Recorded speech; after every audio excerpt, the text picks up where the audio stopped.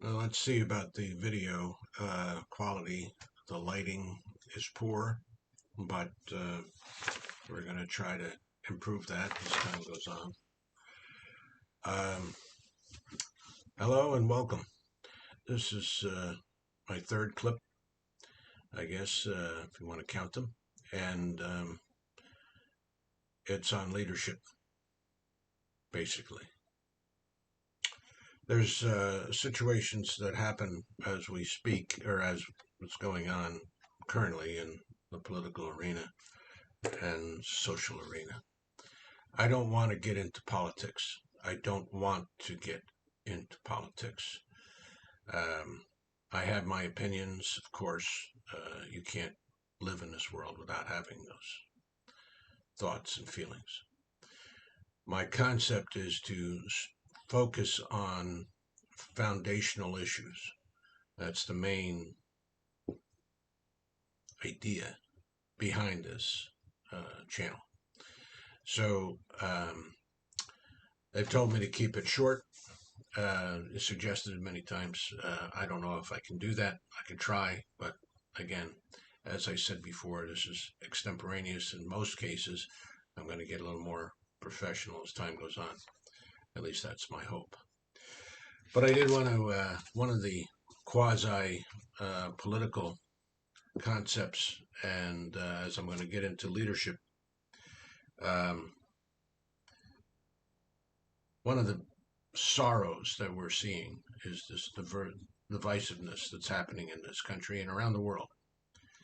George Washington, everybody puts the founding fathers up on this pedestal and inspired by God, inspired by, their um, love of country, self sacrifice, which all, if you believe in a deity, are certainly very plausible. It's this democracy, this federal concept of a republic is not common. It wasn't common around the world. It's only recently in the world of things has changed, and people have had a voice. And there's changes, and there's societal issues that are created because of it. Some of these things are not good. We had a civil war fought over this stuff because of differences of opinion. And people can say it's slavery, people can say it's states' rights, people can say whatever it is. In my opinion, it was more of states' rights because most of the people that fought in that war didn't have slaves. They may have wanted to have slaves. They may have had held a belief in slavery, but they didn't. They weren't slave owners. They couldn't afford it. They were poor people, as in most of the armies in the world. They're all the poor. The poor are the backbone of the rich when they want to get something done, and then they'll convince the poor to do whatever the hell they want them to do. I don't promote any of that. I mean, there's a reality to it. It's going to happen. People are people. You're not going to change that, but you can direct it. You can give focus to it. You can learn, help the society to learn to be good, to direct its energy towards goodness and quality and generosity and empathy. You may not agree with everything that's being done. Of course not. Like this thug that went out and tried to breach the FBI. Some people who may listen to this say that's a good thing. Let them do it because it's fascist. It's all. They don't even know what fascism is. Did anybody study Mussolini? Has anybody studied this stuff? I doubt it. I might be wrong, but I doubt it. But anyway, basically, it's people getting on into an ideology, and they live for that ideology, and that's what's happening with this two-party system that's in America.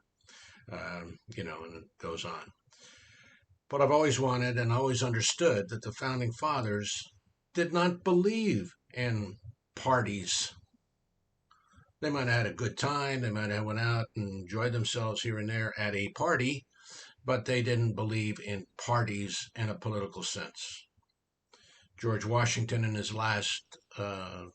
farewell address, and I'm just going to quote from a little. Normally, I won't do this, but in this case, I thought it was reasonable because everybody talks about the founding fathers, and and of course they were wise and did wonderful things. They created something that I certainly couldn't do. I don't think. Maybe I could. I don't. Put in that situation, you might rise to the occasion. Nobody can put you and place you into some area of development. You can do whatever you want to do if the opportunity allows it, if the luck is there, if fate is on your side, if you have the intelligence, if you have the emotional capabilities, if you have the strength, resources, and whatever it takes. Spartacus ran a revolution as a gladiator in the Roman times. I mean, he was in a certain situation and he rose to that level. Many gladiators just went into the ring and did their thing and died or got maimed and left. I mean, it was, anyway, it's human nature to develop oneself. And these founding fathers did that. They were very intelligent people. Well, in the majority, they were intelligent people. In that time, of course, you had to be educated to be in the higher ranks of politics, whether you're on the British side or, well, you could be born into some of these things, but in the majority, you had to have a level of intelligence and education and being a landowner and be, a responsible a person in the society and the way they interpreted responsible people, not just a working stiff by any means. But Washington, certainly, and Jefferson, everybody's, they all had wisdom and expounded that wisdom in form of a Constitution, a Declaration of Independence, which was radical at the time. And, I mean, it was a horrible war, very divisive. There were Tories and Loyalists and horrible injustices. It's the same. It doesn't change. Things don't change. They're just different eras. People have to change. Society has to change. We have to have leaders that serve. I mentioned in the last clip about Senator Romney. And I picked on him because of the fact that, have his religious affiliation primarily, and the level in which I hold someone who has taken that responsibility on themselves to accept this religious responsibility as a priesthood holder, as a man who is going into politics and has to lead religiously, spiritually, politically, socially, lead. And they're not doing it now. Washington said in his farewell address, he said, and I'm truncated here, but not bad, in part, political parties serve to organize faction, to give it an artificial and extraordinary force, that faction, to put in place of the delegated will of the nation, the will of a party, often a small but artful and enterprising minority of the community. That's so important. It's the minority. It's not the majority that rule this country or any country. It's the minority of enterprising people. And according to the and accordingly to the alternative triumphs of different parties, to make the public administration the mirror of the ill-concerted and incongruous projects of the faction. In other words, supporting that party's perspective. There used to be a platform. Now they don't have platforms in some cases, and who knows what everybody wants. Whether you want to believe in a demagogue, whether you want to believe in a party, whatever it is. Washington is saying that this is ill-considered concerted and incongruous projects of the faction. In other words, the negative side of these things, the harmful side of these things, rather than the organ of consistent and wholesome plans digested by the common council and modified by mutual interest. Great language, terrific language. But, instead of the good, instead of the will, the possible, the goodness of the people, what's positive about these things? Not the sole interest of a group of people who have their own agenda. There always is conspiracy crap that's going on. Of course there's conspiracies. There's thousands of these suckers out there. They're doing all kinds of things, terrible things. Why? Because they can, because they want to, because they have the money, the power, the influence, the prestige, the will, the energy, the desire, whatever it is. But we have to go as people, as individuals, as a part of a society to lead into a social good. That to me is foundational. You have to know what is right and wrong. And he finishes in this little truncated statement. Let me now warn you in the most solemn manner against the baneful effects of the spirit of party. Let me now warn you in the most solemn manner against the baneful effects of the spirit of party. How much more poignant can you get? No parties. Don't do the party thing. Jefferson, who was known, quoted all the time on different things. Interesting man, certainly. And he says in a letter to one of his fellow Francis Hopkinson, back in 1789, it says, in quote, I never submitted the whole system of my opinions to the creed of any party of men whatever, in religion, in philosophy, in politics, or in anything else where I was capable of thinking for myself. Such an addiction, get this word, it's an addiction. Back in, this is pre-parties, almost pre-party. Such an addiction is the last degradation of a free and moral agent. Those are strong words. Can't people see this? If I not, and then he quotes, he goes, if I could not go to heaven, but with a political party, I would decline to go. Now, he's being somewhat hypocritical because he, was part of a party. But the words are clear. The idea is clear. The contradiction in people are always, they're there. People are filled with hypocrisy in many cases because they can't understand everything that's going through their minds and process everything. And that's one of the problems today. I think I mentioned in the previous clip. There's too much information, too much stuff. People are basically good. There's a universal quality to everything we do. Whether you believe in a creator being, whether you don't, whatever it is, there's still a moral agenda. And you have to go with that moral agenda and be a part of that moral social entity as best as you can. You're not going to be perfect. Who the heck is? There's nobody perfect. Christ was the only perfect person on the earth, according to the Christians. Well, there's only one Christ. Everybody else is imperfect. Accept it. And don't believe in everything they say, but look and see what is good. The fact that somebody tried to breach an FBI building because of some stuff that's being promoted is sad. Sad. I worked for the federal government. I dealt with FBI agents. Not everybody is perfect.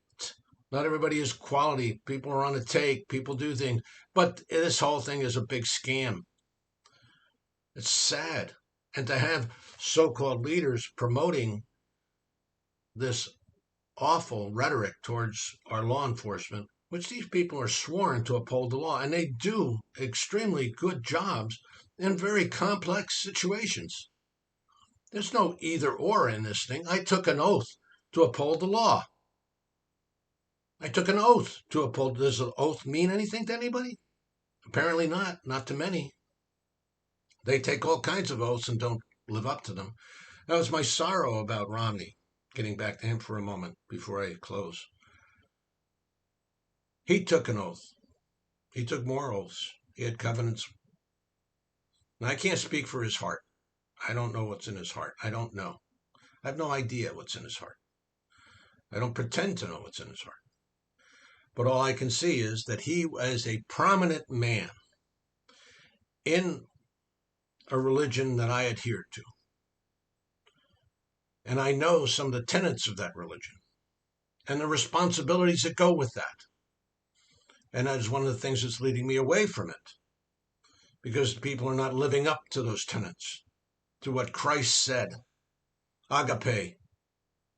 Simple. Not all, I was going to get into C.S. Lewis a little bit today, but there's just no room for that. I'm going to try to keep it under 20 minutes, but, I don't know if I can. But anyway, there's so much out here.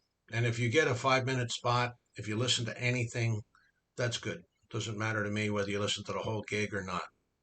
What matters is that you try to do what is right and honorable, not just for yourself, which is what the party is all about. You're adhering to that quality as you become part of the party, and you then accept it all. I become part of the man, whoever the man is that you're going to die for. As silly as that is. They're just people, for crying out loud. That's all they are. And they're put in positions of responsibility, and they should live up to that, but they don't. That's just the facts. Good people do. Some people try harder than others. Pick the ones that do that as best as they can, not these crackers out there who lie and cheat and steal and whatever the heck they want to do to gain power and prestige. Make those decisions for yourself. See what is real. Look for truth. What is truth? Stephen Hawking said, what is reality? I guess some of these people in the thing said, took that little clip of his and wondered about it. A great astrophysics person. What is reality? Nobody knows. I'm going to go into that at some point because it's fascinating. But it's an underpinning of who we are. But our reality is that we are making a system, and people like this other guy in Cincinnati who just tried to breach an FBI office, got killed for it, asked everybody to come up in arms, let's shoot it out. For what? They don't even know what they're shooting it out for. They're just going to do it because they're armed up. They love the arms. They love the guns. They love it. I was part of law enforcement. I saw much of that. These people love it. They'll do anything to keep the arms on their hip. That doesn't sound quite right, does it? Arms on their hips. But anyway, the weapons on the hips. But so I'm running up to my 20-minute total end time, but I'm going to try to do better, but it's very complicated. But leadership, look for decent people who serve. Now, Romney may serve in his own heart and mind the way he thinks is right and just. I cannot talk to his heart and mind. I don't know. But he should stand up. He was a leader, a presidential candidate. He was in control. He should be front and center, pushing right, asking for people to do what is right. Let the consequence follow. Do what is right. Thanks for listening. There's much more to say, obviously. This doesn't change the world. I don't expect it to change the world. But, you have to say something. And when I heard the FBI thing today, it's just tragic that people would do that. Arm up, shoot it out, breach it, fake news, fake this, fake that. Everything's damn fake. It isn't fake. You just got to look at what is real in this government, and it's a big bloody government. Don't be don't be naive. I was going to say stupid. Stupid is not a. It's the wrong word. There is a social stupidity. I have to understand. Anyway, I won't go into that, but I do want to present these things as valid concerns and opinions on the part of Opinions Plus and me. Thank you. Stay safe.